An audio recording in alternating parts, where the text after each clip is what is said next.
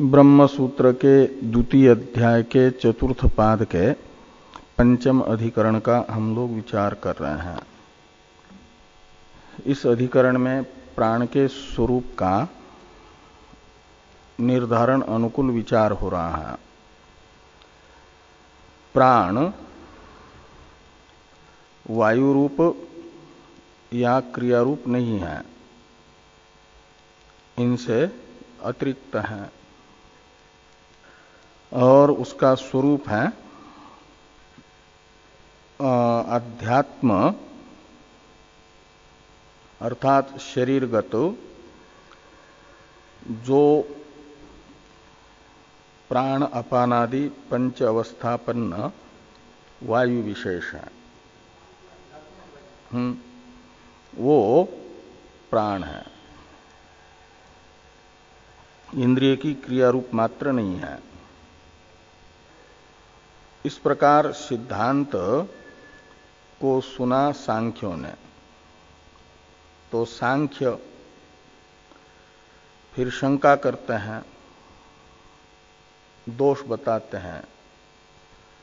प्राण को इंद्रियों की सामान्य क्रिया रूप न मान करके स्वतंत्र तत्व मानेंगे यदि, तो इंद्रिया तो करण है, इसलिए भोगोपकरण होने से जीव का भोग के प्रति साधन बनेगी। जीव के अधीन है, कर्ता के अधीन है करण होने से। और प्राण तो करण रूप नहीं है, तो करण रूप न होने से जैसे इस शरीर में दो हैं, एक तो जीवात्मा है और दूसरा इंद्रियां हैं करण स्थानीय। जीवात्मा कर्ता भोक्ता और क्रिया तथा भोग की उपकरण स्थानीय इंद्रिय करण। तो करण और कर्ता ये दो हैं, उसमें से कर्ता है स्वतंत्र और कर्ता से प्रेरित होती हैं इंद्रिया, इसलिए वे हैं कर्ता के अधीन परतंत्र। जीव है स्वतंत्र इस शरीर में और करण रूप होने के कारण इंद्रिया हैं परतंत्र जीव के अधीन। और ये प्राण इंद्रिय क्रिया रूप नहीं मान रहे हो और इंद्रिय रूप भी नहीं है, करण रूप भी नहीं है, तो फिर वो जीव के तरह स्वतंत्र तत्व मानेंगे तो उसमें भी स्वातंत्र्य मानने की आपत्ति आएगी। इंद्रियों की सामान्य क्रिया रूप ही प्राण को मानते हैं तो वो जीवाधीन हो जाएगा, स्वातंत्र्य की आपत्ति नहीं आएगी। और यदि उसे करण यानी इंद्रियों की सामान्य क्रिया रूप न मान करके मानोगे स्वतंत्र, तो जैसा जीव स्वतंत्र है ऐसे प्राण को भी एक स्वतंत्र इस अध्यात्म में मानने की आपत्ति आएगी। जीव के तरह प्राण में भी स्वातंत्र्य प्राप्त होगा। ये दोष सांख्यों को प्राण को इंद्रियों की सामान्य क्रिया मात्र रूप न मानने पर दिख रहा है। इस दोष की शंका सांख्य करते हैं और इस शंका का निराकरण करने के लिए द्वितीय सूत्र की रचना वेदव्यास जी ने की। तो ये पहले भाष्य में शंका देखिए सांख्यों की। स्याद एतत् इत्यादि जो शंका वाक्य है, इसका अवतरण है टीका में, प्राणस्य करण वृत्तित्वा भावे जीववत भोक्तृत्वं स्यात् इति शंकते स्याद एतदिति। तो कहते हैं यदि प्राण को इंद्रियों की वृत्ति रूप यानी क्रिया रूप नहीं मानेंगे इंद्रियों की सामान्य क्रिया से विलक्षण प्राण को मानने पर जीववत भोक्तृत्वम स्यात्, तो जैसे जीव इंद्रिय उपकरण स्थानीय भोगोपकरण स्थानीय इंद्रिय से भिन्न होने से भोगता है इस शरीर में, ऐसे जीव प्राण को भी जीव के तरह भोक्ता मानने की आपत्ति आएगी, स्वतंत्र मानने की आपत्ति आएगी। इस प्रकार की शंका करते हैं कौन? सांख्य। तो प्राणोपि स्याद् एतत् प्राणोपि तर्हि जीववत् अस्मिन् शरीरे स्वातंत्र्यं प्राप्नोति श्रेष्ठत्वात् गुण भावोपगमाच्च तम प्रति वागादीनाम इंद्रियाणाम। तो कहते हैं क्यों स्वातंत्र्य की आपत्ति आएगी? तो हेतु बता रहे हैं, श्रेष्ठत्वात् और गुण भावोपगमाच्च तम प्रति वागादीनाम इंद्रियाणाम। कहते इसलिए कि वागादि इंद्रियों में प्राण श्रेष्ठ है, ऐसा ज्येष्ठश्च श्रेष्ठश्च इत्यादि श्रुति बताती है, प्राण को ज्येष्ठ बताती है। और इंद्रियों में प्राण के प्रति गौणत्व भी स्वीकार किया गया। प्राण की दृष्टि में इंद्रिया गौण है और प्राण प्रधान है, ऐसा स्वयं वागादियों ने प्राण का गौणत्व अपने में स्वीकार कर लिया है प्राण संवाद के प्रकरण में। इस तो दो बातें हुई, एक तो प्राण में श्रेष्ठत्व वागादि की अपेक्षा और वागादि में प्राण के प्रति गौणत्व। ये होने से प्राण को जीव के तरह इस शरीर में भोक्ता मानने की आपत्ति आएगी, ये सांख्य कह रहे हैं कि श्रेष्ठत्वात् गुण भावोपगमाच्च तम प्रति वागादीनाम इंद्रियाणाम। ठीक है, आगे हैं तथा ही अनेक विधा विभूति प्राणस्य श्राव्यते। तो प्राण की अनेक प्रकार की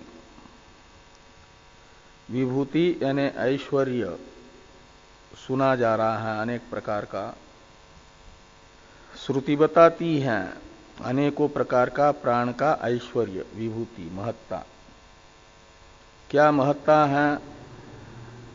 तो ये कहा जाता है कि सुप्तेषु वागादिषु प्राण एको ही जागर्ति, प्राण एको मृत्युना अनाप्त, प्राण संवर्गो वागादीन संवृंगते, प्राण इतरान प्राणान रक्षति मातेव पुत्रान इति।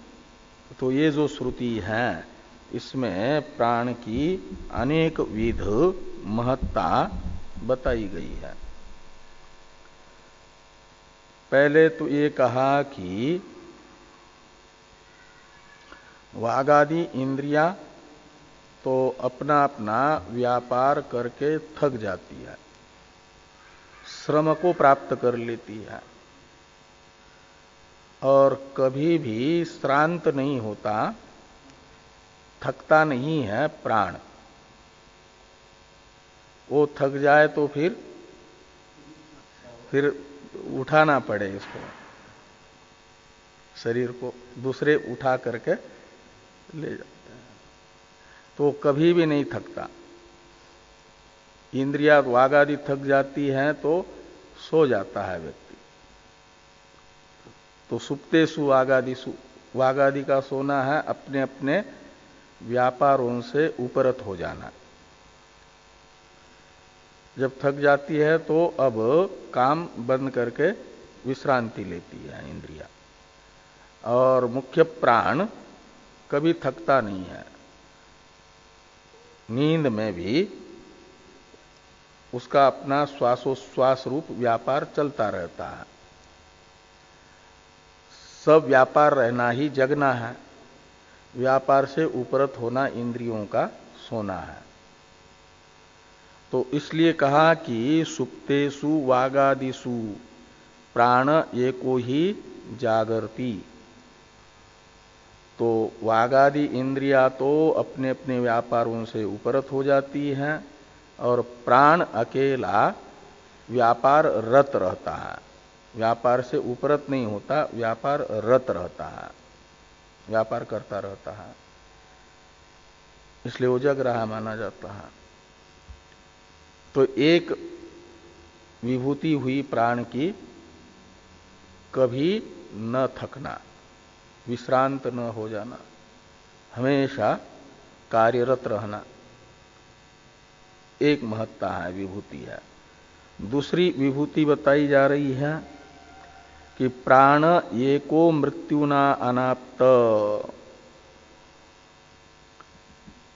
जब मृत्यु है पाप, आसक्ति, तो प्राण की उपासना के प्रकरण में आता है, उद्गाता के रूप में प्राण की उपासना जब करनी होती है तो छांदोग्य में आता है कि प्राण से अतिरिक्त पहले यानी मृत्यु से वागादि देवता डर गई। और फिर मृत्यु से बचने के लिए उन्होंने कर्म आरंभ कर लिया और वागादि को उद्गाता बनाया। लेकिन उनमें से प्रत्येक को मृत्यु ग्रस्त कर लेता है। और एक जब प्राण का आश्रय लिया, प्राण को उद्गाता बनाया, तो उस समय फिर प्राण को आसक्ति रूपी मृत्यु जैसे ही ग्रस्त करने की इच्छा करता है तो स्वयं ही नष्ट हो जाता है। कैसे नष्ट होता है? प्राण के पास में प्राण को अपने से ग्रस्त करने के लिए आता है पाप रूपी मृत्यु, तो कहते हैं वैसे नष्ट हो जाता है। जैसे बड़ी शिला को नष्ट करने के लिए किसी ने मिट्टी का ढेला उठाया और मारा शिला पर, तो वो शिला तो टूटती नहीं है, मिट्टी का ढेला ही चूर्ण हो जाता है। ऐसे ही पाप से विद्ध करने के लिए पाप, आसक्ति रूपी पाप पहुंचता है प्राण के पास, लेकिन स्वयं ही प्राण के पास पहुंच करके नष्ट हो जाता है। इस प्रकार ये कहा गया मृत्यु रूपी पाप ने वागादि इंद्रियों को तो ग्रस्त कर लिया। वागादि जब उद्गार आदि करना शुरू कर देती है तो अपने अपने व्यापार में उनको अभिमान हो जाता है कि ये मैंने बड़ा अच्छा किया। वाक को अभिमान हो जाता है मैं अच्छी बोली, और इंद्रियों को अभिमान, क्या नाम, चक्षु को अभिमान हो जाता है कि मैंने अच्छा देखा। ये सब अभिमान ही एक प्रकार से हैं पाप से ग्रस्त हो जाना। ये तो अन्य इंद्रियों में ऐसा होता है, लेकिन प्राण में नहीं होता कभी है। प्राण जो भी करता है वो सबके लिए करता है। इस अभिप्राय से ये कहा गया कि प्राण एको मृत्युना अनाप्त। वागादियों में तो मृत्यु ने अपना साम्राज्य फैला दिया, लेकिन प्राण ही मृत्यु से अनाप्त रहा, बच गया। तो मृत्यु से अनाप्तत्व ये एक महत्ता है प्राण की। दूसरी एक महत्ता बताई जा रही है, प्राणः संवर्गो वागादीन संवृंगते। प्राण संवर्ग है, संवर्गत्व है प्राण में, अध्यात्म में। वो संवर्गत्व क्या है? तो कहते हैं वागादीन संवृंगते, वाक, चक्षु, श्रोत्र और मन को प्राण अपने में विलीन कर लेता है। अपने में विलीन करने का अर्थ है जब सो जाते हैं तो मन का व्यापार भी नहीं रहता मनन रूप। हाँ, प्राण में उनका विलय यही है कि प्राण सब व्यापार रहता है, ये जो है व्यापार से उपरत हो जाती है।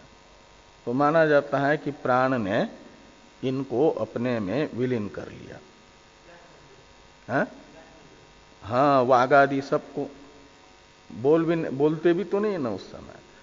तो वाक का व्यापार बंद हो गया, प्राण का व्यापार चल रहा है, तो माना जाता है वाक को प्राण ने अपने में विलीन कर लिया। उस समय देख नहीं सकते, तो माना जाता है कि चक्षु इंद्रियों को प्राण ने अपने में विलीन कर लिया। हाँ, वृत्ति रूप से विलय है। तो प्राण संवर्ग, तो संवर्गत्व एक गुण है, वागादि का विलय अपने में कर लेना। और आगे हैं प्राण सभी बाकी गौण प्राणों का रक्षक। तो प्राण इतरान प्राणान रक्षति, ये जो मुख्य प्राण है वह इतर प्राण जो वागादि है, इंद्रिया, उनकी रक्षा करता है। ये तो अपने सो जाता है, लेकिन नाक के छिद्र तो बंद नहीं होते ना, कहीं कान के भी छिद्र बंद नहीं होता, लेकिन और किसी किसी का तो मुंह भी खुला रहता है, सो जाता है तो फैल जाता है। और उसमें प्राण क्या करता है, किसी कीड़े मकोड़े को, चींटी आदि को नहीं जाने देता। तो ये प्राण इनकी रक्षा करता है एक प्रकार से। और इस शरीर में वागादि इंद्रियों की वृत्ति भी किसके कारण है? अस्तित्व प्राण के कारण। और प्राण, खाना पीना भी प्राण का व्यापार है, लेकिन खाता पीता प्राण है और उससे जो है जो अन्न रस बनता है वो स्वयं ही भोग नहीं करता, सबको हिस्सा उसमें से बांट देता है। उसी से इंद्रियों की इस शरीर में स्थिति है।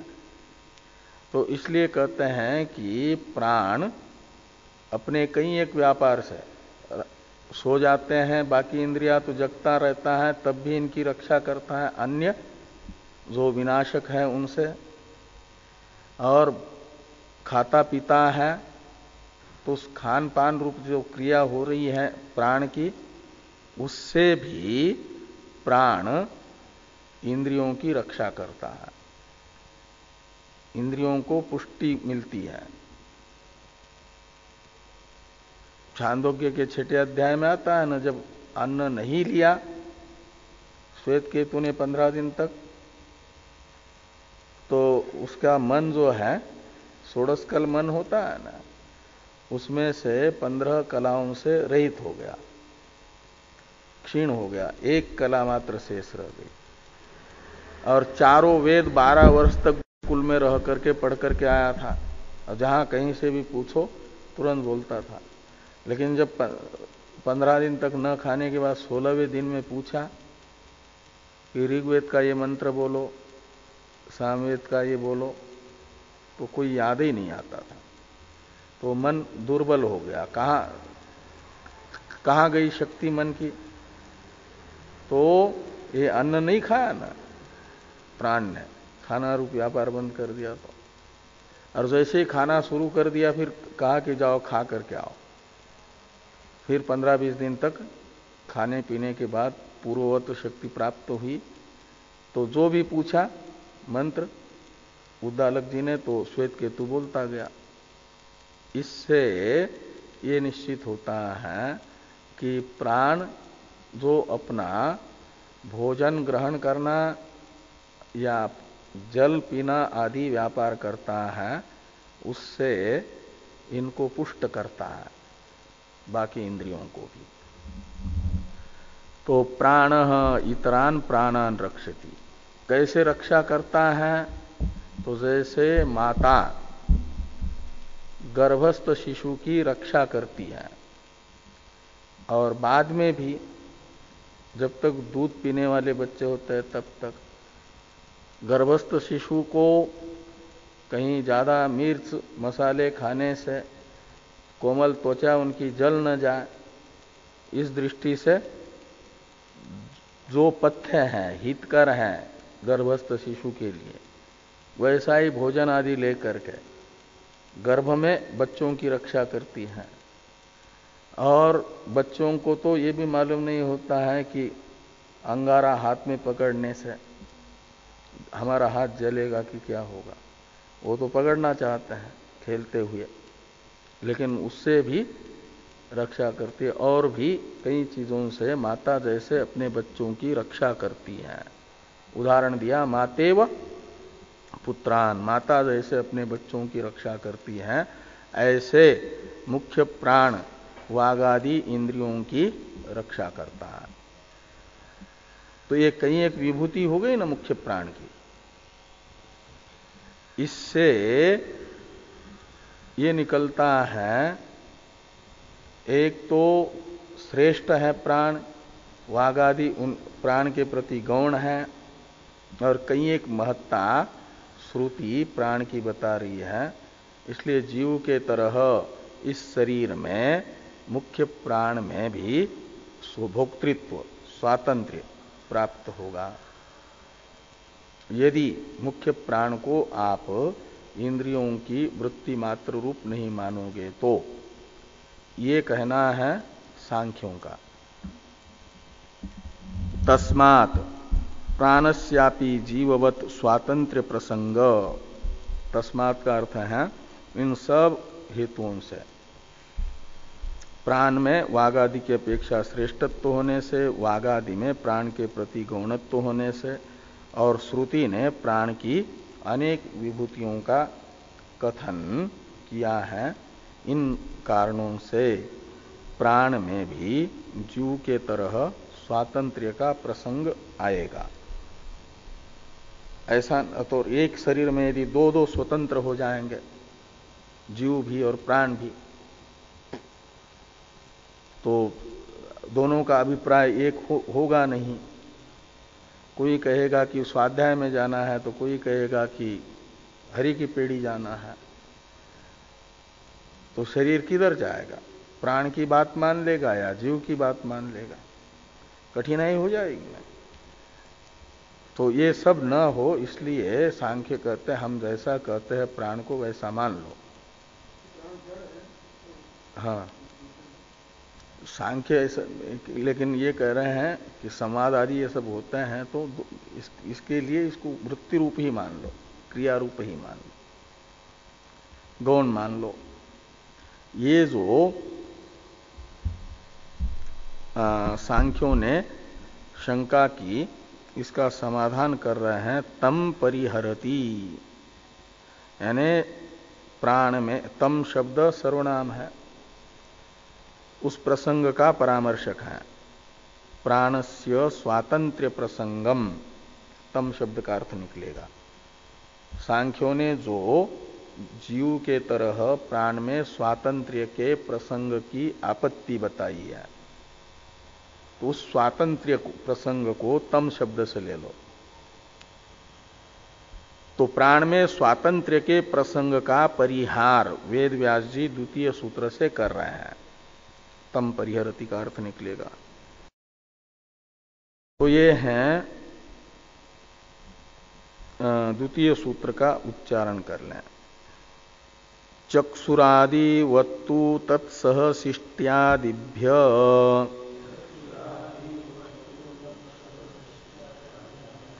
चक्षुरादिवत्तु तत्सहशिष्ट्यादिभ्य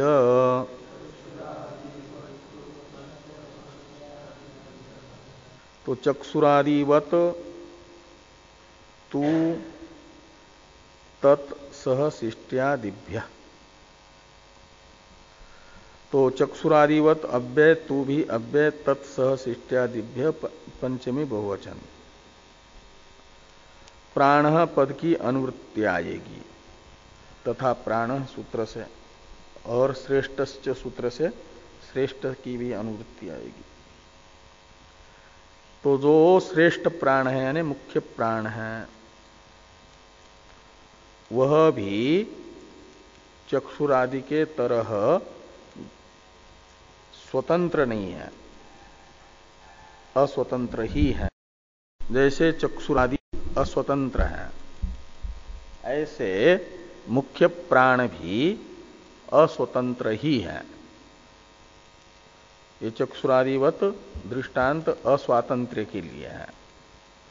जैसे चक्षुरादि में अस्वातंत्र्य है ऐसे मुख्य प्राण में भी अस्वातंत्र्य ही है, स्वातंत्र्य नहीं। और तू शब्द सांख्यों की शंका का व्यावर्तक है। ये कह रहा है तू शब्द कि प्राण में स्वातंत्र्य का प्रसंग नहीं है। क्यों? तो कहते इसलिए जीव का क्या नाम चक्षुरादि के तरह ही प्राण भी अस्वतंत्र ही इसलिए है कि तत्सहशिष्ट्यादिभ्य। इसमें तत् शब्द का अर्थ है वागादि इंद्रिया, और तैहि सह इति तत्सह, ये तृतीया तत्पुरुष समास है। और शिष्टि कहते हैं पाठ को, उपदेश को, शासन को। शासन कहते हैं पाठ, उपदेश। इसलिए शिष्टि शब्द का अर्थ होगा उपदेश, कथन। और आदि शब्द से और भी वागादि के तरह विशेषताओं को लेना है जो वहां और हेतु बताए हैं।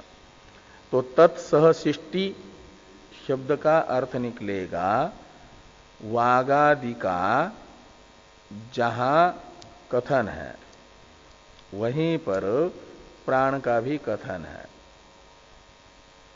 वागादि के साथ ही श्रुति में प्राण का भी पाठ है। जैसे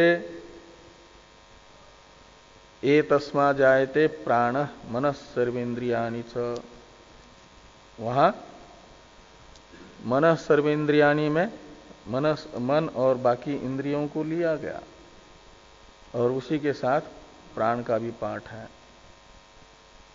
ऐसे सूक्ष्म शरीर में जैसे वागादि अपना अपना एक एक अंग है, सूक्ष्म शरीर का भाग है, अंश है, ऐसे प्राण भी अंश है। वागादि पंचक और चक्षुरादि पंचक के तरह प्राण पंचक और अंतःकरण चतुष्ट।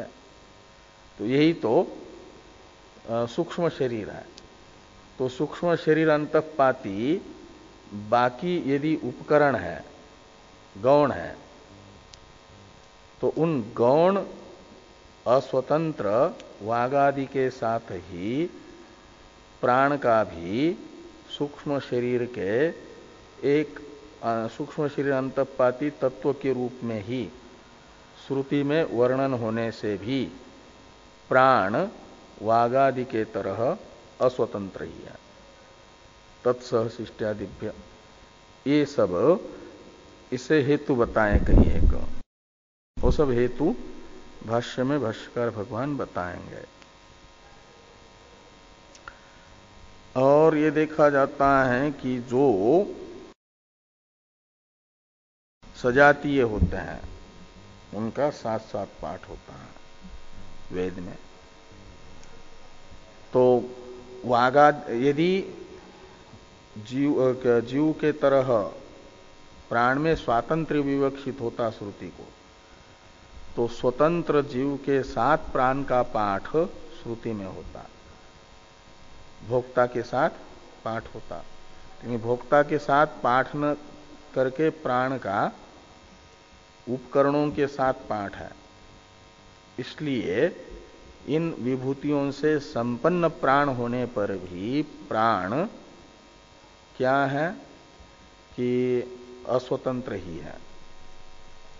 श्रेष्ठत्वादि विशेषताएं प्राण में होने पर भी वागादि के तरह वह जीवाधीन ही है, न कि जीव के तरह स्वतंत्र।